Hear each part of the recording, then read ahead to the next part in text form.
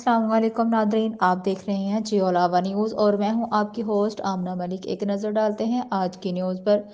وزیر اعظم ہاؤس کی audio leaks کرنے والے دونوں ہیکر گرفتار کر لیے گئے ہیں۔ ایک ہیکر کا تعلق راولپنڈی کی یونیورسٹی سے ہے، دوسرے کا تعلق وسطی پنجاب سے ہے۔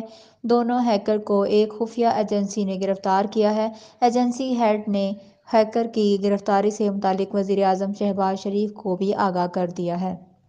سابق وزیر اعظم پاکستان، موجودہ اسپیکر قومی اسمبلی راجہ پرویز اشرف کے فرزند، سابق امیدوار ایم پی اے حلقہ پی پی 8 گجر خان خرم پرویز راجہ، راجہ زاہد خورشید، چیئرمین یو سی چنگا بنگیال، انجم رشید وارثی، راجہ شبیر مرزا رضوان، راجہ نوید چودھری، اعظم پرویز اور دیگر پارٹی احباب کے سابق ناظم یو سی چنگا بنگیال، راجہ اظہر محمود مندر کی نماز جنازہ میں شرکت۔ انہوں نے مرحوم کے ایثار ثواب کے لیے دعائے مغفرت کی اور لواحقین کے لیے صبر جمیل کی دعا کی گئی۔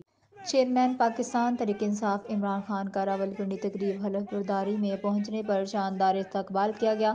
خطاب کے عمران خان نے حکومت کو آڑے ہاتھوں لیا۔ سارے ڈاکو مل کر اس قوم کو تباہی کی جانب لے کر جا رہے ہیں۔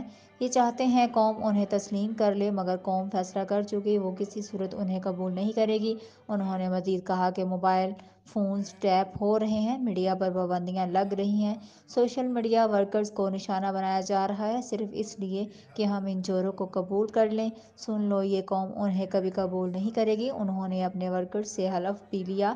انہوں نے حکومت کو للکارتے ہوئے کہا کہ پوری قوم اسلام آباد کی جانب آئے گی، رانا ثناءاللہ اور شہباز شریف الٹے بھی لٹک جائیں، کچھ نہیں کر سکیں گے۔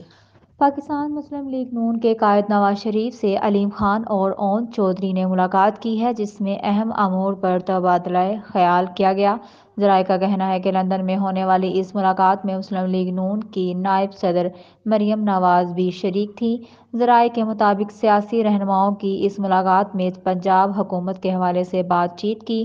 ذرائع کا کہنا ہے کہ اون چودھری اس اہم ملاقات میں شرکت کے لیے لندن آئے تھے۔ علیم خان نے نواز شریف سے ملاقات کے بعد میڈیا سے سیاست پر بات کرنے سے گریز کیا۔ علیم خان نے کہا کہ موسم کی بات پوچھیں، میرا سیاست سے کوئی تعلق نہیں، لندن کے موسم کا پاکستان کی سیاست پر کوئی اثر نہیں پڑے گا۔ ایڈیشنل ڈپٹی کمشنر میاں محمد نذیر کی 18ویں اسکیل میں پروموشن، دوستوں کی مبارکباد۔ ایڈیشنل ڈپٹی کمشنر میاں محمد نذیر کو 18ویں اسکیل میں ترقی دے دی گئی ہے۔